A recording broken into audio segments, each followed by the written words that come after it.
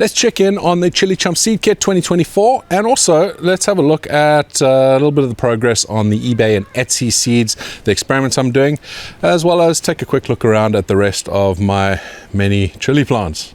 Quite a few of my plants are ready to be potted up. However, there are a few I would still like to keep in these smaller pots just for a little bit longer. I want them to spread their roots properly. You can see the roots coming out the bottom there. And it's probably close to wanting to be potted up, but some of these here like this, that definitely needs to be potted up, and that is looking gorgeous. Definitely some solid roots coming out the bottom there, and if we had to pull that out of the pot, you'd see that it is getting close to being root bound. Now, I did a bit of an experiment again this year. I'm trying to find the optimal time to take my plants outside, because full sunshine will always beat the artificial lighting that I'm using. However, without the warmth, that light doesn't really mean a whole lot. Taking out some of these weeds. The soil that I used this year was not the best. Yeah, so the artificial lights, they are great to give you a head start to your season, and if you don't have sunshine, then obviously those grow lights are going to be very, very useful, but you can't beat proper sunshine, and that's definitely evident here. These will start taking off massively now because we are getting warmer weather. When it is cold and you have a lot of sunshine, that doesn't really help much, because those roots are still going to just be a little bit dormant and you're not going to see the growth that you're expecting. But the temperatures now are averaging about 15 degrees Celsius if we take over a 24-hour period, especially here inside the greenhouse. Obviously outside it's not averaging 15, but inside it is. The last 3 days has actually been averaging about 20 degrees Celsius, I think it is, because during the day, I mean, at the moment, if we have a look over here, it is 33 degrees Celsius inside the greenhouse. It says 30 degrees outside, but that's not correct. The sensor's not in the right place. One of the other reasons I took them outside is because in my small grow shed, the aphid problem got a bit manic, and I needed them to come outdoors so we could start getting some predators looking at these plants and taking care of the aphids. And that is definitely happening. We can see so many ladybug larvae. You can see one over there, and there's a couple over there. And yeah, there's just plenty. There's another one over there. So it is so great to see them.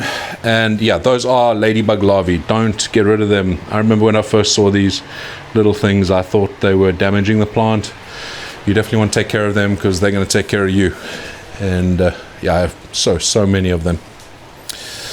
The other thing you want to look out for is hoverflies, and those things are even more voracious than the ladybugs. Anyway, you can see these plants have had serious attacks by aphids. You can see the remnants of that there. Those are all dead. One way you can tell that the aphid damage has kind of stopped, or the aphid infestation is stopped, and you're turning a corner, getting into healthy territory, is if you feel the leaves and they aren't sticky any longer. So these here are all lovely. I don't know if you remember an earlier video I did this year. I was touching the leaves. They were just tacky, sticky, as if there's sugar water on them, and that's effectively what it was. Because when the aphids attack the leaves and start eating the leaves, they release sugary substance, which is why you get tons of ants around aphids. Well, actually, the ants are harvesting those aphids and farming them. How are your plants from the ChilliChump Seedkit doing? Mine are doing well. Of course, I'd always want more growth. It's just natural.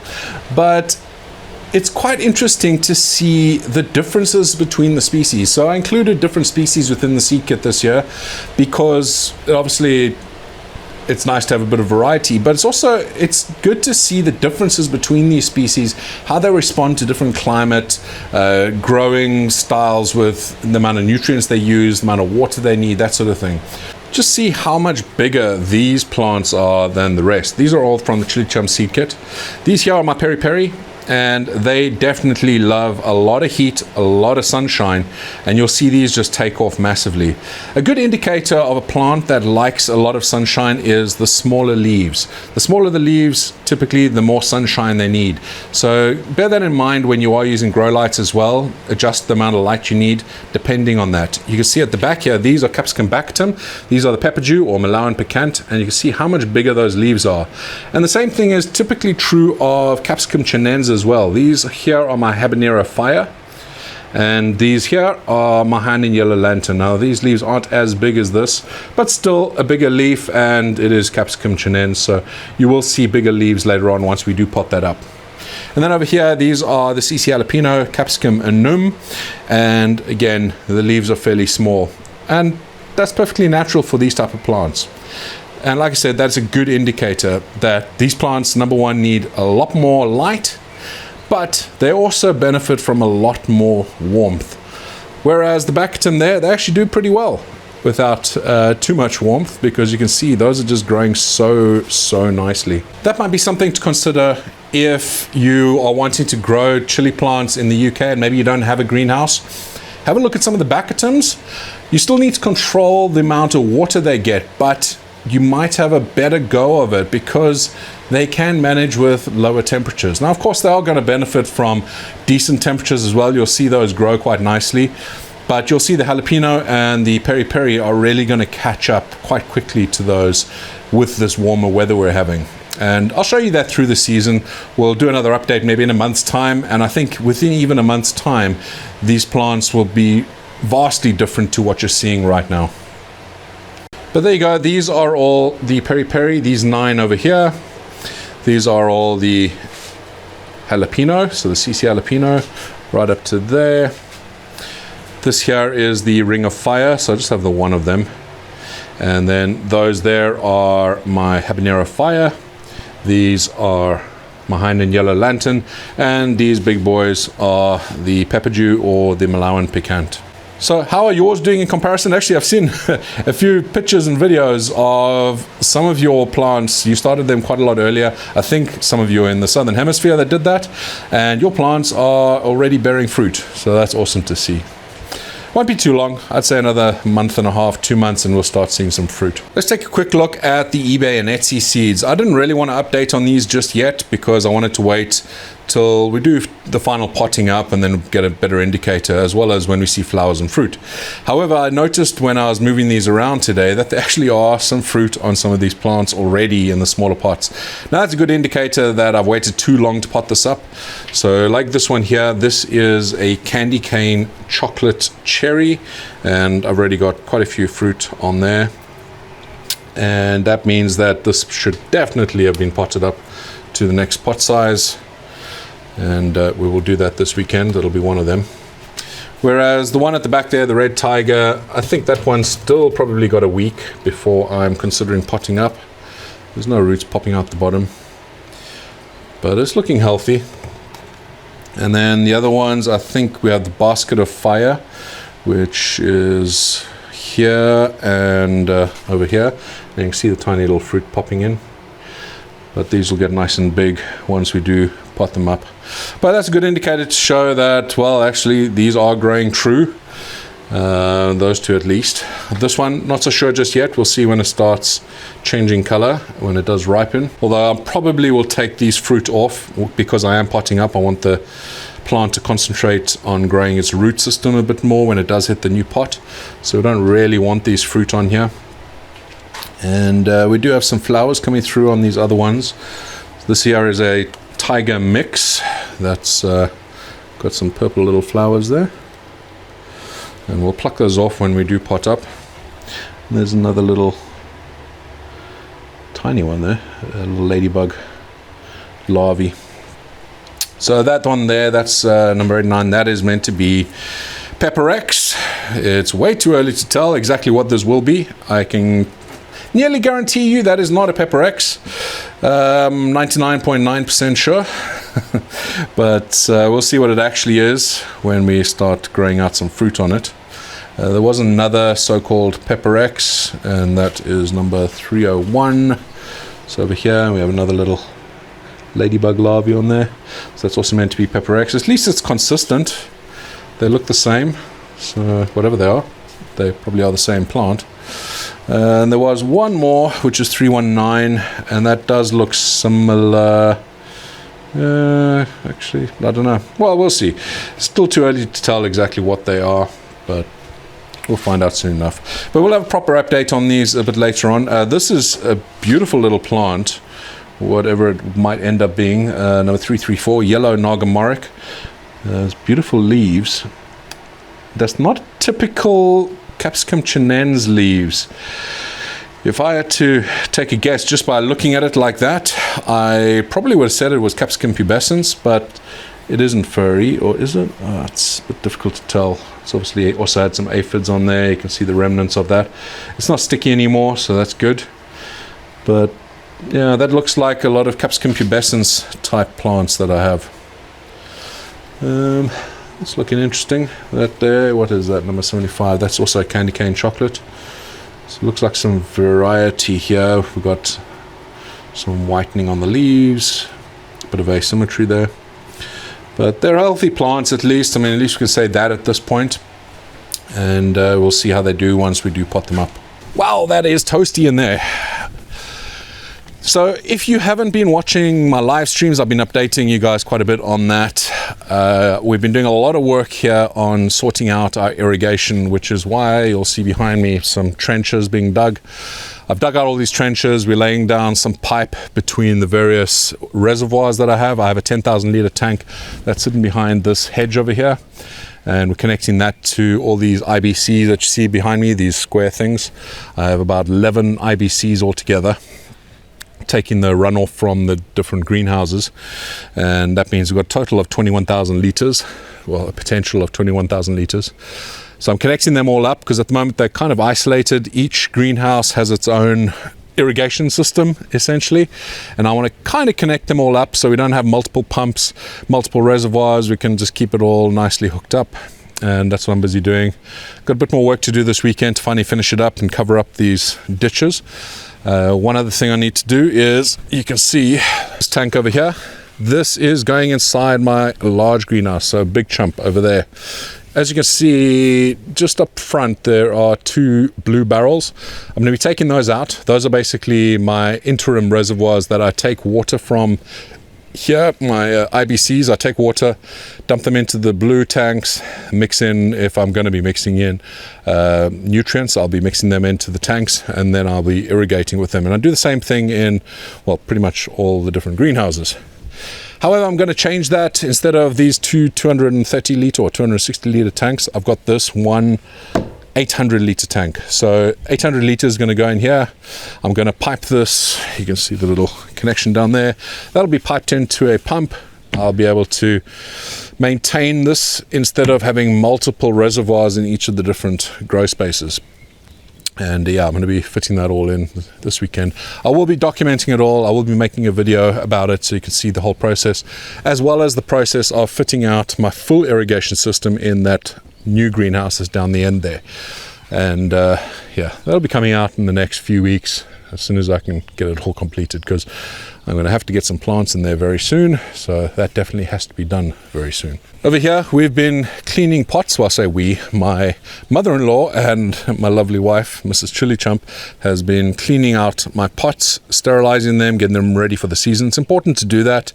You just don't want to bring across any bugs that might get on there, or any bacteria or anything like that. You just want nice clean pots for when you're potting up your young plants.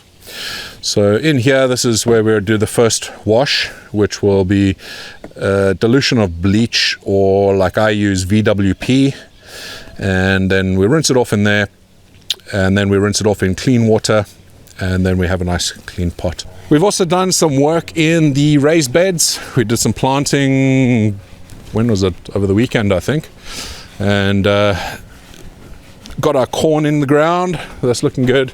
Got all our tomatoes in there as well. I'm putting together a bit of a new system for the tomatoes this year for the support. Last year I tried putting in 2 poles here, 2 poles on the far end, and then having like a washing line going across, and then the tomatoes were staked up against it. The problem is distance is too far, and it was just especially when the plants were growing and they were a lot heavier, the whole line was sagging, and yeah, it wasn't great.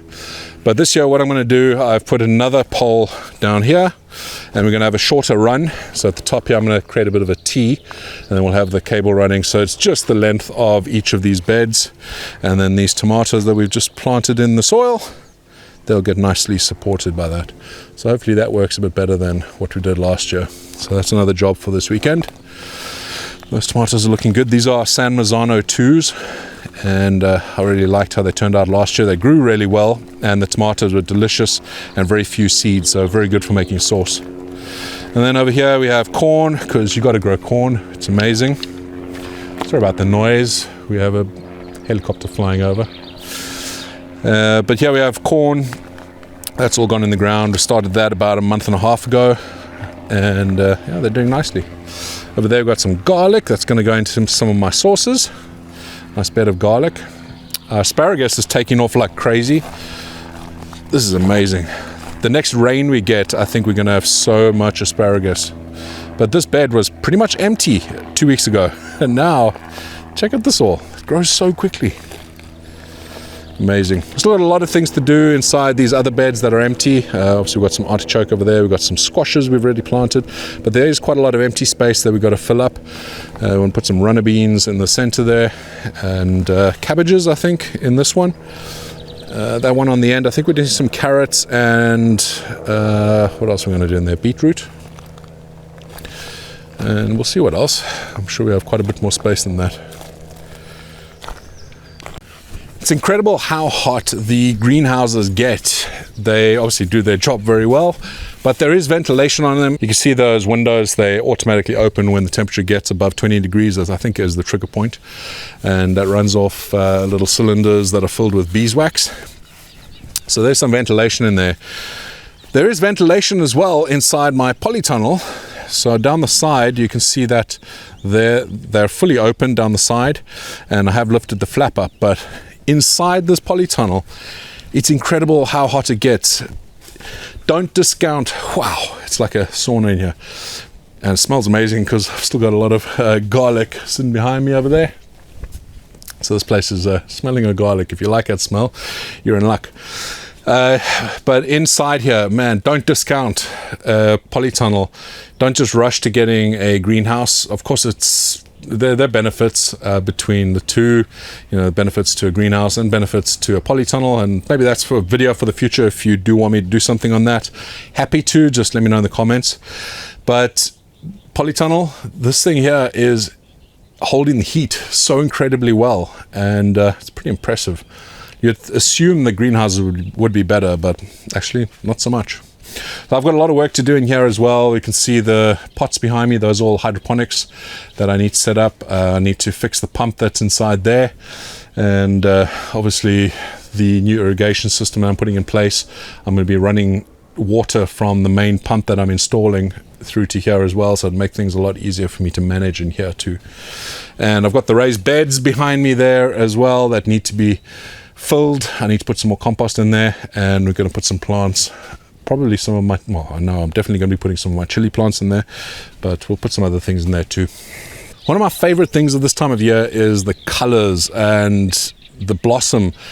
This tree especially, absolutely love it. If you watch some videos of mine when we first moved in here about 3 years ago, I remember being just totally blown away by how beautiful this tree was behind us. And it's a pretty common tree around here apparently, but it is absolutely beautiful. Look at those tiny flowers. It is just stunning. This tree is just gorgeous, and unfortunately it only lasts about 3 weeks, maybe a month if you're lucky. But at the moment, this is when it is absolutely stunning, and yeah, beautiful. But all the other trees, like our cherry trees and apple trees and plum trees, they're all in blossom now, and yeah, just absolutely stunning. Thank you so much for watching. I hope that you enjoyed this update episode, and I look forward to seeing you on the next one. Enjoy this weekend. I hope that you're having beautiful weather like we are, and until the next video, stay spicy.